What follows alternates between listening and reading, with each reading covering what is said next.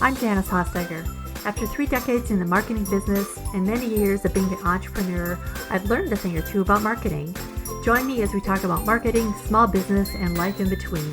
Welcome to My Weekly Marketing.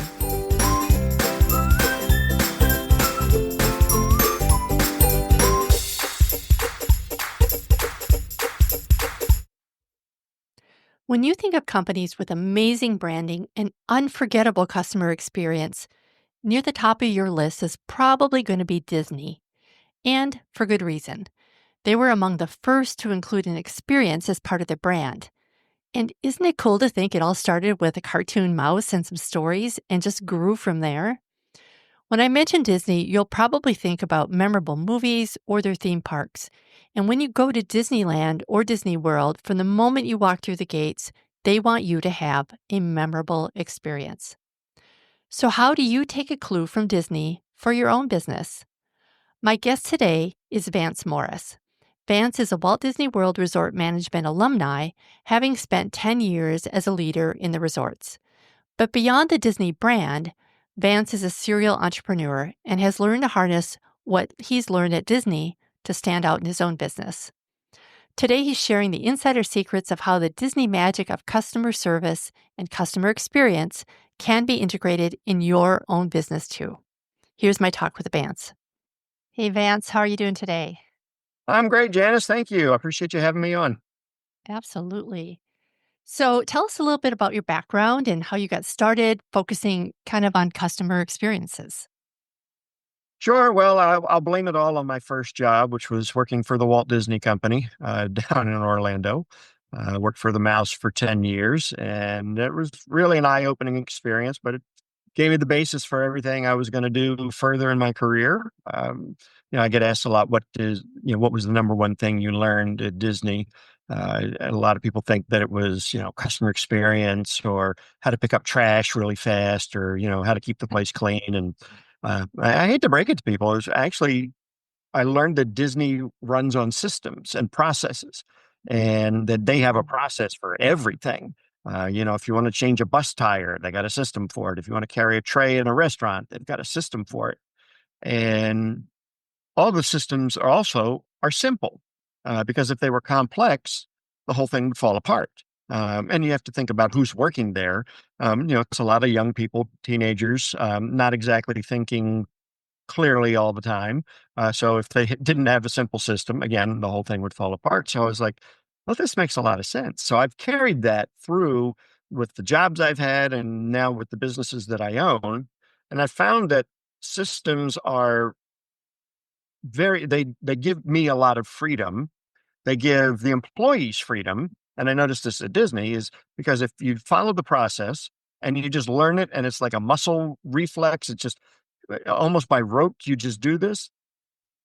You do it that way, and then it gives you the freedom to be able to do all the little nice things that Disney's known for. Okay, so you're carrying your tray in the restaurant, but then you need to take a picture of the guest for them, so they know to put the tray down, take a picture. I mean, it's all those little things that Disney's known for. The cast members can do because they know their job so well that it doesn't impact the job. And I've noticed that now as a business owner that all the systems I put in place in my businesses gives me freedom to not have to be in the business. So I think I've told you I own 3 home service businesses here in Maryland, and I put service systems in, marketing systems, operation systems, and I have a general manager who runs all that for me. I spend about 90 weeks, excuse me, 90 weeks, 90 minutes a week on those businesses, essentially cashing the checks, kissing babies, and I spend 30 minutes a week in a meeting with the GM. So systems, it was a eye opener for me that's what Disney kind of gave to me. Interesting. So how does that translate into customer experience? So everything that Disney does, so take me through like what a typical role, maybe your role there or somebody else's role there. How did systems contribute to that? So give me an example. Sure. So one of the things that we do is what's called scripting. And so I'll give you an example from my carpet cleaning company, and this ties into how to create an experience. So one of the boring and mundane things we have to do in the carpet business is get into the home. So I've created a complete performance, a complete experience out of my technician getting into the home. And it starts out in the street. So we park in the street. We don't park in the driveway because God forbid I've got an oil leak. Now I got something else I got to clean up. And the technician gets out and he's in a clean uniform because he carries extra uniforms with him. And he also does not smell because I forbid smoking. And he is not allowed to wear cologne because there's nothing worse than a guy showing up inside your house smelling like the Marlboro man who just took a shower in Axe. All right. So, and it's disgusting. So he gets his little mat, he gets a little gift and he walks up to the front door. He lays down his mat and he knocks on the door because friends knock, salespeople ring the bell. Takes a couple steps back Mm. and he waits for the customer to answer the door. Mrs. McGillicuddy answers the door and he says, "Hi, my name's Josh. I'm here to create your healthy home. May I come in?" We don't just barge in, we ask to be allowed in. She says, "Yes, certainly." So he'll do an exaggeration or a performance of wiping his feet on the mat. And then he puts little booties on his clean shoes and he enters the home. On his way in, he gives Mrs. McGillicuddy a gift. Now, it's not a big gift, but it is still a gift. Now, when was the last time you had a home service person, plumber or pest control or carpet cleaner, come into your home and give you a gift before they did any work? Never. Probably never. Right, right. Yeah. So we give her a gift, and it's not expensive. It's like $5. It's a custom little blue box. It's a bottle of spot remover, a bag of cookies, and a little note from me saying, "Thank you so much for allowing us into your home." Now, that box does a couple of things for us. One, obviously, it separates me from everybody else out there. And that's what we want. And it gives us, Hmm. people will talk about us. They're like, "Oh my God, you'll never guess. The carpet cleaner gave me a gift today." The other thing that it does is it starts a process called reciprocity. So if I give something to you, you feel compelled to give something back to me. So when we started the gift, we noticed a 26% increase in our mid-tier package, which equated to about $65,000 in additional sales every year. So Wow. that all in itself is a scripted, systemized process designed to deliver an experience. So I hope that answered your question. Absolutely. Yeah. I love that you were able to just bring it right to the customer too. I think a lot of us have systems in our own business. I know when I very first started my a design agency that I used to have, I used to go ahead and initially I would just sort of put little sticky notes places and try and, kind of go through the process that way. But I found that even if it's just me, I really needed systems. So I developed standard operating procedures or Mhm. SOPs for myself, but I never really thought about implementing them for customers, you know? So I love that you do that. And I love that you include all the details in it because I think that's so important because people notice those details and people, like you said, they will go to Google reviews and say, wow, he even brought me a gift. He wiped his feet at the door, and things that we wouldn't necessarily think twice about doing maybe as an individual, but you've systematized them for your entire company. So that is very cool. And you mentioned a key word, which is details. And I think no matter what business you're in, paying attention to the details is paramount. And if you were to choose one detail that you knew was going to significantly impact your customer experience or your profitability, I mean, what would it be? Um, and I mean, I consult with a lot of different niches and industries, and the one that kills me is the medical field. And I'll go into a office or the waiting room and they have dusty houseplants. And I'm thinking to myself, well, this is not congruent with the medical profession. You've got dirty Yes, stuff in the waiting room. Well, what's your operating room or your exam room going to look like? So you're planting this seed that detail is not congruent with what you're serving. And so all those details matter. I mean, a cleaning business, we're certainly in a detail oriented business. right. My guys have to wash their trucks every day before they go out and drive around because, well, we'd look stupid if we're driving around in a muddy truck. Um, Mm. so you've got to, those details have to be focused on, and every detail matters. And the other thing is that every detail is either enhancing or detracting from the experience. There's no middle ground. So it's either helping you or it's hurting you. You can't have a wishy-washy. It's, if you got a dirty window, well, that's hurting you. If you've got, nice flowers in the waiting room and they're fresh, well, that's helping you. If your front desk person, Marge, is having a grumpy day, that's hurting you. All the details, they all matter and they all either enhance or detract. That is so good. You're absolutely right. I love that quote. Details either take away or they give, right? Black or white. So that is really something you definitely see when you visit like a Disney theme park for sure. I can remember going there with my kids when they were really young.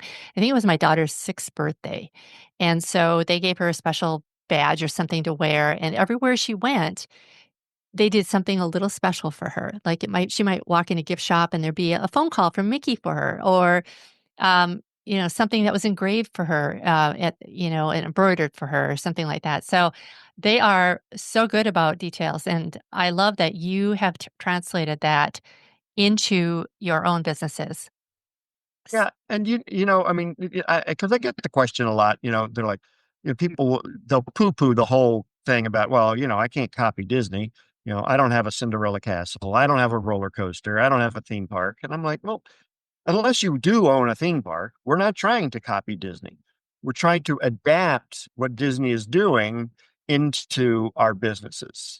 So, Disney has a particular way that they answer the telephone, right? So, Mm, how can we answer the telephone in our businesses that is different and exciting and provides a better experience? And I'll tell you, the secret to answering the phone these days is answering it live. mm, Seriously. mhm. If that's the biggest tip I give anybody on this call, answer your phone live. You will separate yourself from everybody out there because nobody's doing it anymore. That is true. Using a recording or yeah, or voicemail or something like that. Yeah, Yeah, yeah. it's crazy. Yeah.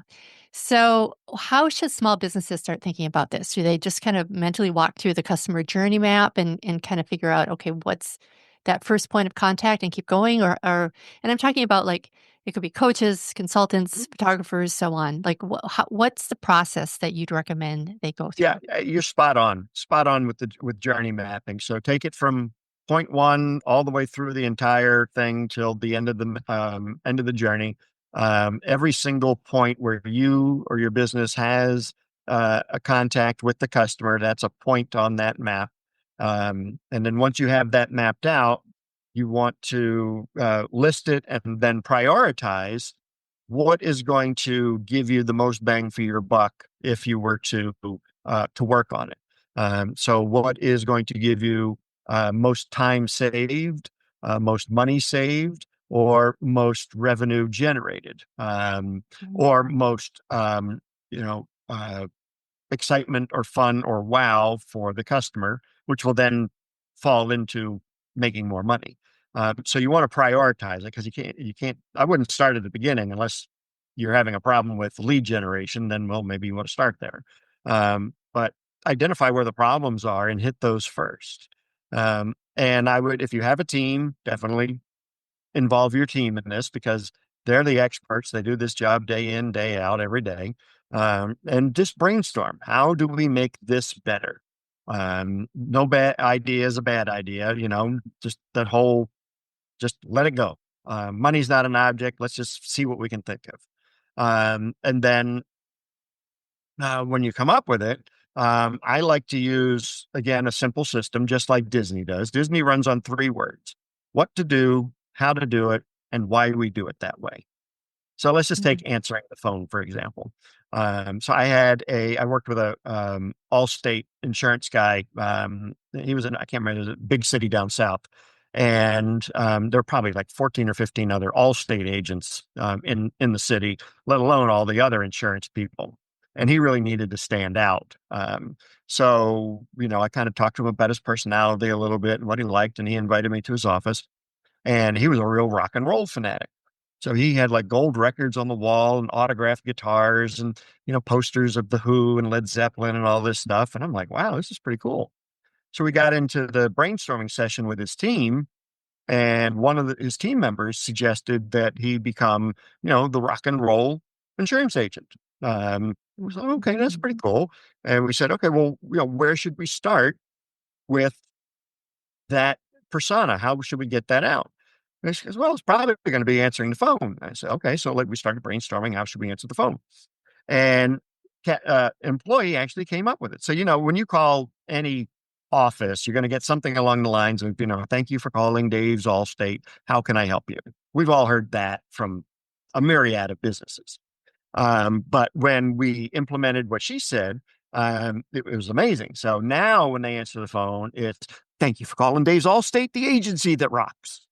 Now I mean, it sounds a little goofy the first 20 times you say it, but it certainly separates him Yeah. from everybody else. Nobody can claim that. Nobody can copy that. Um, your marketing is designed to do two things: attract the people you want, repel the people you don't want. And just by answering the phone that way, he's sifting, sorting, and screening out people who would make a bad customer. And people are attracted to that. And Sure. so I mean, that's how we would, and that was like his number one point was how we answered the phone. And so now that became his standard. So what do? We answer the phone. How do we do it? The agency that rocks. Why do we do it that way? Well, it separates us from all the other Allstate agents in town, and it brings us the clients that we like to do business with. And that why column is vital for the employees because that's where you get engagement. Because most of the time, employees are just told what and how. They're never told the Hmm. why. Hmm. And so if Yeah. you want them to be engaged, they need to know, well, why do we answer the phone this way? Yeah. Well, because, Dave he's a rock and roll fanatic and we need to be, he wants to be known above and beyond all the other agents in town. So this is how we answer the phone. And they're like, oh, okay, it makes sense.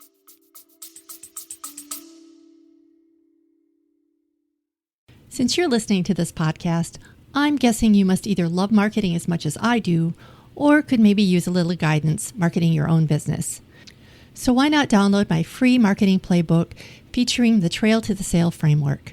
It'll take you through each step of the buyer's journey so you know exactly what to do to nurture your audience in a way that's right for you right now. No more marketing overwhelm. Just visit JaniceHostiger.com/trail and you'll be on your way.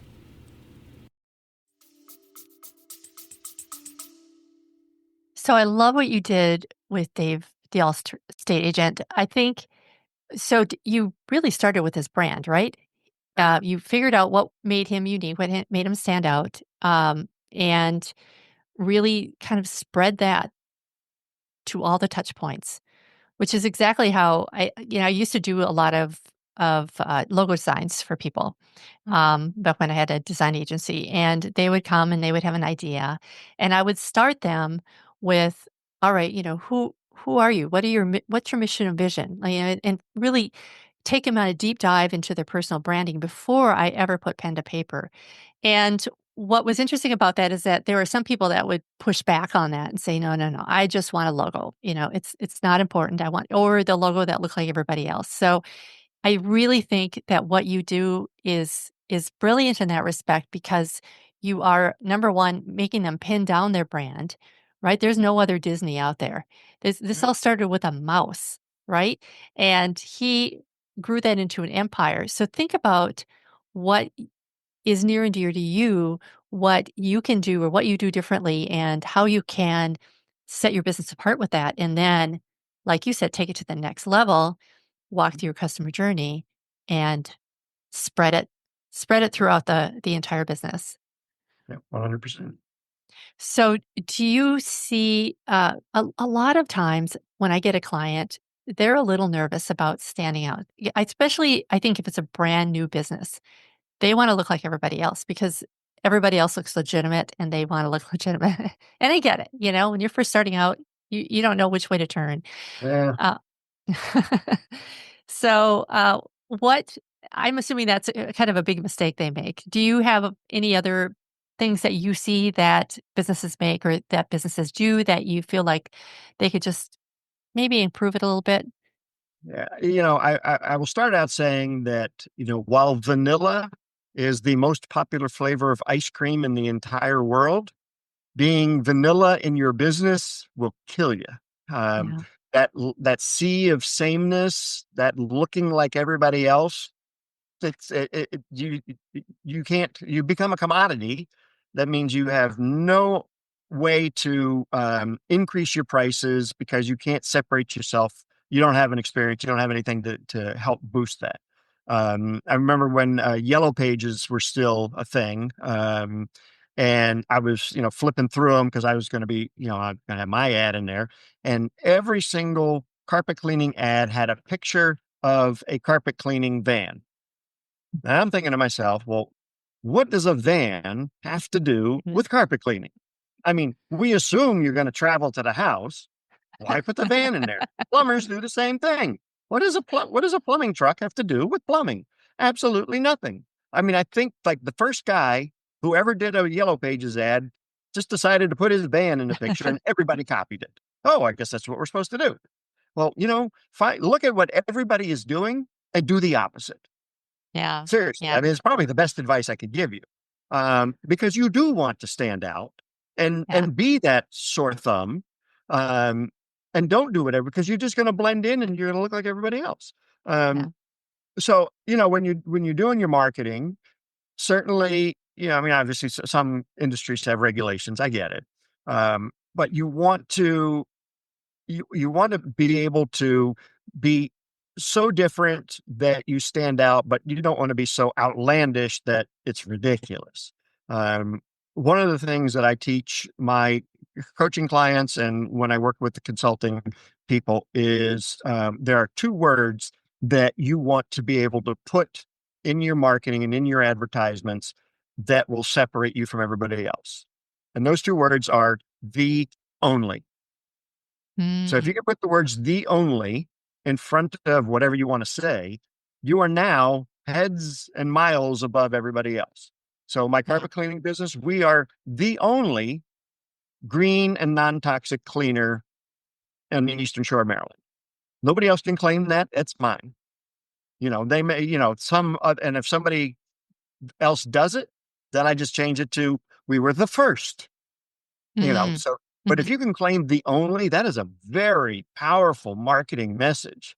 Yeah. Um, and if you can't claim that, say, well, okay, we're the only plumbing company with an on-time guarantee. Oh, wow. Okay.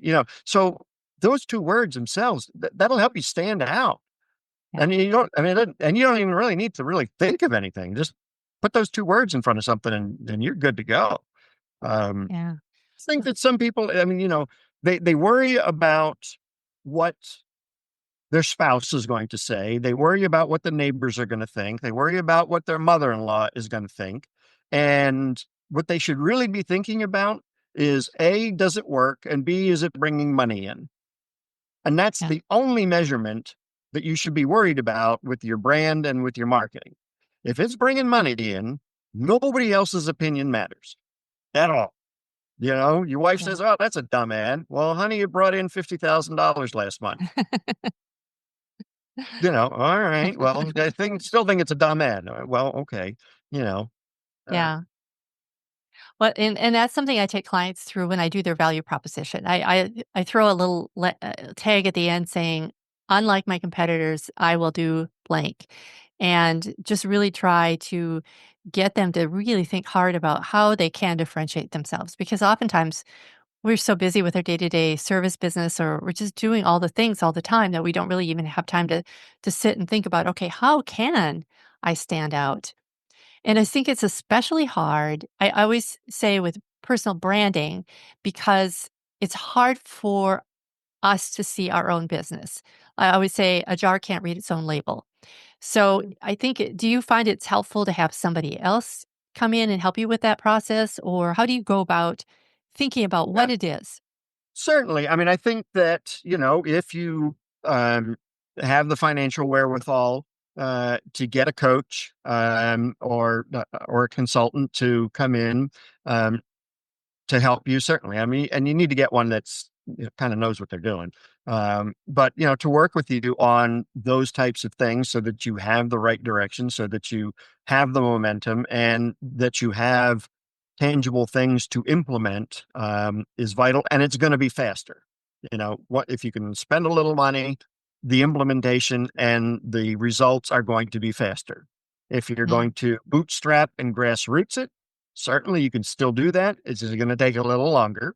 Not saying it can't be done. It's just going to take a little mhm. bit longer. You're going to have to YouTube it. You're going to have to read a book, but it can still be done. But either way, it needs to be done. It does. Yeah, absolutely. So, talk to me a little bit. So, when I was prepping for this, I really did a deep dive into what Disney does well because I know that's kind of what you base a lot of your programs on. One of the things I think they do really, really well, and obviously they do really, really well, is storytelling because it all Mhm. started with a story. But do you see that businesses can do this well, or have you seen that businesses work with stories kind of and build their business around that, around a narrative? Oh, certainly. And we'd be silly not to use stories. If you just look at a society today and you look at what we pay a public school teacher and what we pay a Hollywood movie star, Mhm. right? School teacher, I mean, maybe 70, 80,000 a year, you know, movie star. I mean, they got $70,000 just for showing up in the parking lot of the studio. Right. Um, and so as a society, we place a lot of value on entertainment.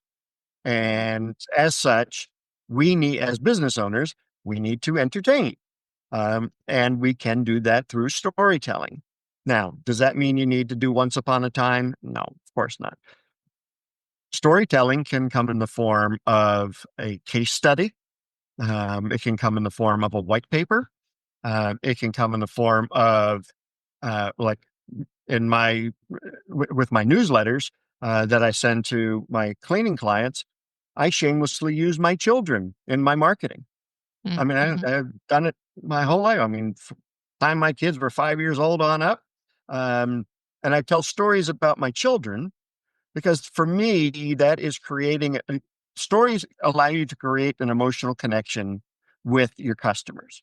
And when you do that, you create this bond that is almost impossible to break. And if you only talked about widgets and things and coupons, there's no attraction, there's no connection there. So real quick, so I mentioned I do a print newsletter every month for my businesses, and my daughter Emma used to do ballet from the time she was like 5 until 12 or 13. And I every year for her recital, I took a picture of her in her tutu, and she would be front page of my newsletter. Emma and her ballet thing, and it got sent out. And I think she was like 10 or 11 years old. And we're in the grocery store, and this woman comes running up to us, and I'm like, well, actually, she didn't come running up to me. She ran up to my daughter. She said, "Oh my God, Emma, how was your recital?" And my daughter and I looked at each other and we're like, who the hell is this lady? And we're ready to go hide in the frozen food section. And I had to think, she's got to be one of my customers, Oh, right? I had funny. created a connection with her. She is never leaving me. And my kids now have thousands of aunts and uncles where I have made a connection, an emotional connection with Mhm. them where they will find it painful to leave my company. So now, if I've created this connection, now when I raise prices, now when I want to try a new service, now when I want to try anything, they are going to be more apt to go ahead and say, okay, well, price increase. We know that's fancy, needs to do it. And they'll also be more willing to try a new service because they're connected. And I can make a mistake and they'll forgive me because Mm, that's what people do.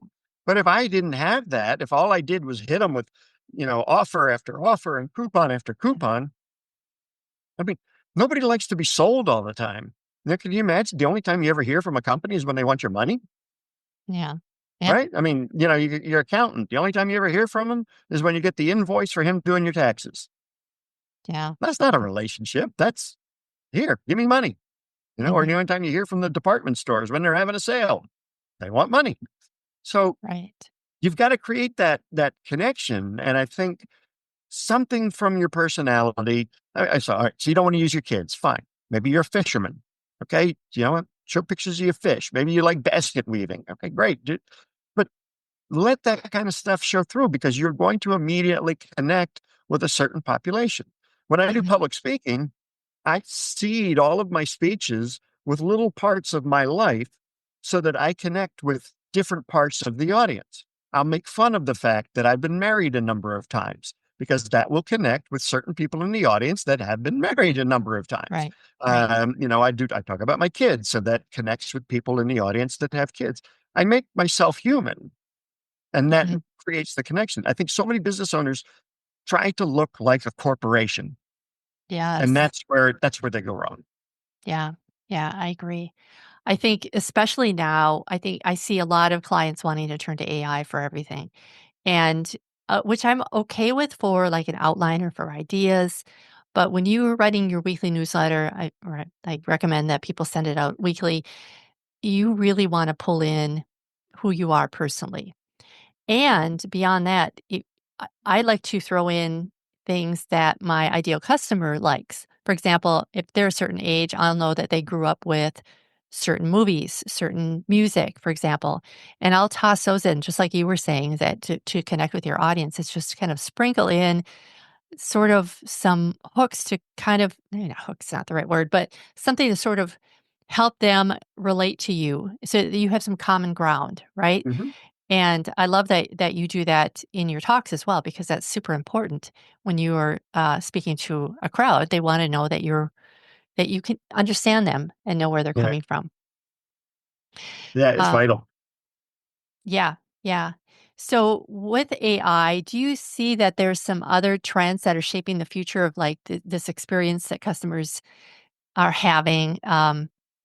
There's it's like this is all changing so quickly. Certainly as a research tool, I agree 100%. Yeah.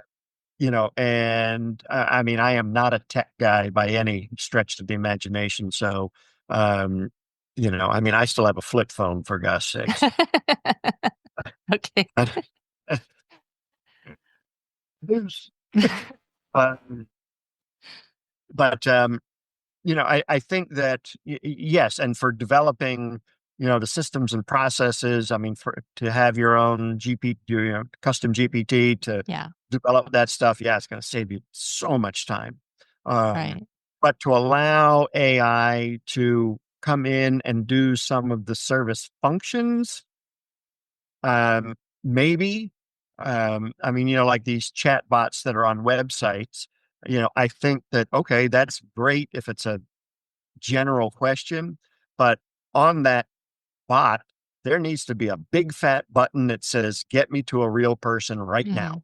Mhm. Mhm. And not hidden and not in fine print, but get me to a real person. And, same thing with the telephone. And I think I said it earlier. If you want to impress people, answer the phone live because nobody's doing it. Yeah. I mean, there's just they have those phone trees, press one for this and two for that, or it goes to voicemail. If you're relying on voicemail for your business, you've lost that customer because they're just going down to the next guy on the Google listing and they're calling them. They're not Mhm. waiting for you to return a voicemail. So Yeah. get somebody to answer the phone live. I mean, it's the biggest piece of advice these days that I can give. And I mean, I'm a partner in a call center, and when we were doing the research for it, we called 4,000 home service businesses, 4,000, and we got the numbers from Google pay per click. So these are people paying to have their phone number advertised. 17% answered their phone live. Hmm. 17%. That means they're 80 some odd percent are flushing money down the toilet. They're paying Google for nothing. Mhm. Hmm. I don't get it. So, but That is really true. I know I had a question about I had an issue with Google's tag manager last week. It was like very frustrated. I tried to Google the answer. I finally hired somebody to try and who figured it out. But that's the thing. It's like if you have a question, and I was trying to give them money. I was trying to give Google money, right, to run some ads, but I couldn't connect it with this client and da da da. But there was nobody to call. There was nobody to ask. It's such a big conglomerate that it does really get frustrating when you have a question that no bot is going to be able to answer, what that no Google search is going to be able to answer. You just need to talk to a real human being. And I agree. I think that is a really good insight that instead of going high tech, maybe standing out is going low tech. Yeah. I mean, you're describing the sales prevention department. I Yeah. mean, really, you are. I mean, Yeah. that is, like, people are literally shoving $100 bills at you, and you're saying, no, no, no, go talk to my bot. I don't want your money. So I just have one more question and we'll wrap it up here. But so for small business owners, what are some cost-effective ways that they can really wow and delight somebody similar to what you do with your carpet cleaning company or what Disney does with their entire experience or ecosystem? And like I said, I mean, wowing doesn't have to cost anything. I mean, just saying, good morning and smiling is, sometimes enough.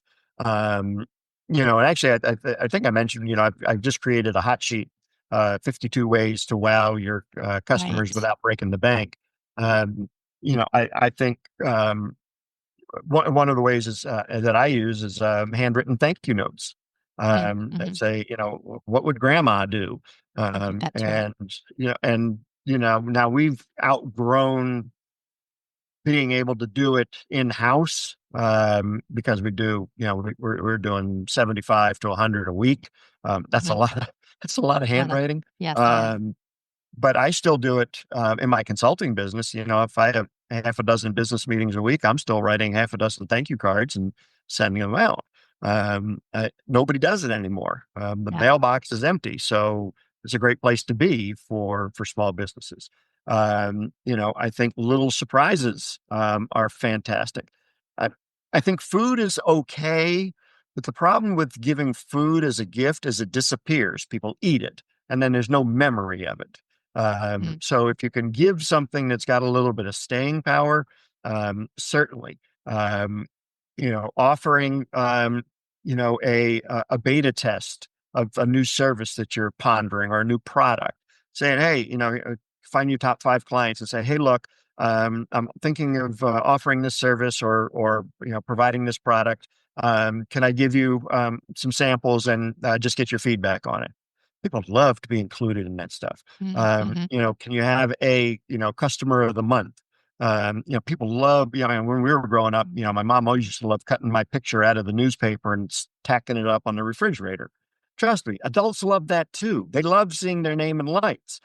So how can you do that with your customers?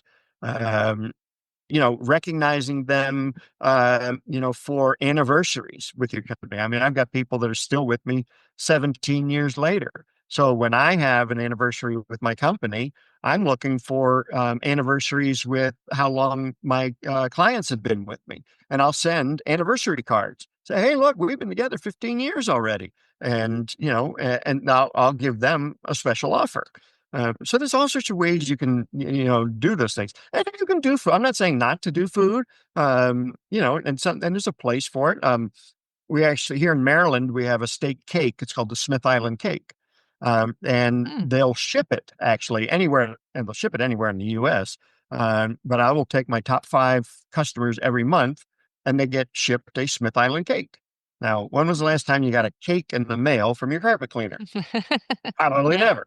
never. Never. Yeah. It's impressive. It's a box of cake, and oh my goodness. Actually, down in Texas, I can't remember the name of the company, but they have the Brazos pecan pie.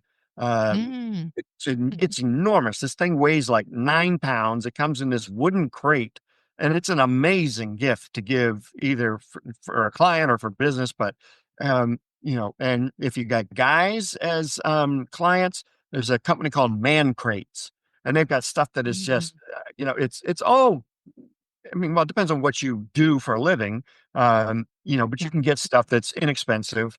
Um, and sometimes just picking up the phone and say, hey, Mrs. Smith, I know I'm not in the field anymore, cleaning. I'm sitting here high on the hog and my throne, but I just wanted to call and check in on you. sure. Sometimes it's a phone call. Yeah. That's Yeah. really all it is. Yeah. And it doesn't have to cost a lot. You don't have to go with the cake and the pecan pie or yeah, yeah. I love that. So, and you do have a freebie. You said 50, was it 52 ways to wow your customers? Was that it? 52 ways to wow your customer without breaking the bank. Love it. Love it. And of course, we'll put the note to that, the link to that in the show notes for today. So, Vance, it was delightful talking to you. You have generated so many ideas in my brain now. So I need to go quick write them down before I forget them. And of course, most importantly, putting them into processes, right? So, Sure. Well, thank you, perfect. Janice. I appreciate you having me on. Thanks so much. So, what did you think? Did you get some ideas about ways you can improve your own customer experience? I love his recommendation about brainstorming with a coach or your team, ways that you can wow your customers. And I'd also recommend starting with Vance's free download. To learn more about anything we talked about today, visit myweeklymarketing.com/99. Thanks so much for joining me today. If you like what you heard, please subscribe. See you next time. Bye for now.